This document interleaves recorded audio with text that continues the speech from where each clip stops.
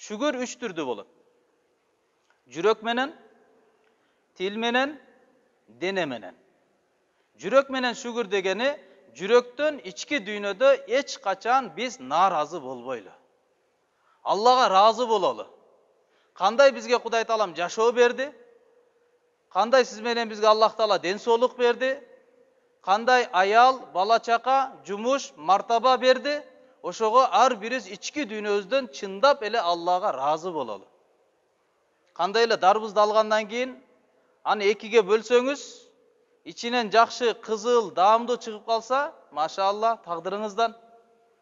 Bирок эгерде аппак, пышпаган, даамсыз çıkıp kalsa, аны деле алдыңыз, экиге бөлүп алдыңыз. Ошол сыяктуу аялыңыз кандай болуп калды, бала чака кандай болуп атат, жашоо кандай курулуп атат, Allah'a şükür kılganды үйлөнөлү, Allah'a narazı bolboйлу. İçki dünyöbüz Allah'a razı bolsun. Çın jüröktөн Allah'a razı bolалы, Allah'a şaga şükür. Биздин ушул акыбалыбызга, ушундай олтурганыбызга көз арткан дүйнөдө миллиарддаган адамдар бар. Аллах Таалага биринчине разы болуш керек экенбиз, жүрөк менен. Экинчи тил менен.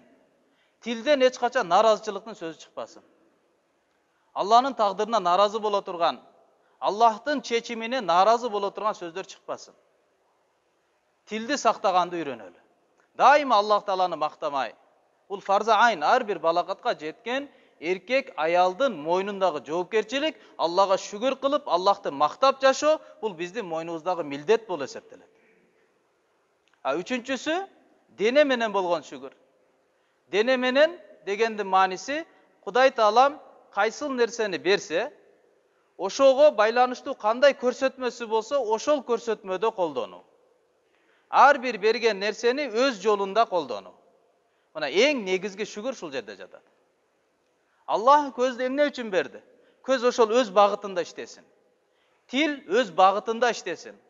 Adamlar жүрөгүнө рахат жеткире турган, adamdардын башын бириктире турган, улуттардын башын бириктире турган, мамлекетке, жерибизге, элибизге тынчтык келүүсүнө себеп боло турган, үй бүлөнүн чындалуусуна себеп боло турган, балдардын тарбиялоосуна себеп боло турган, тилибиз туура жака иштесин.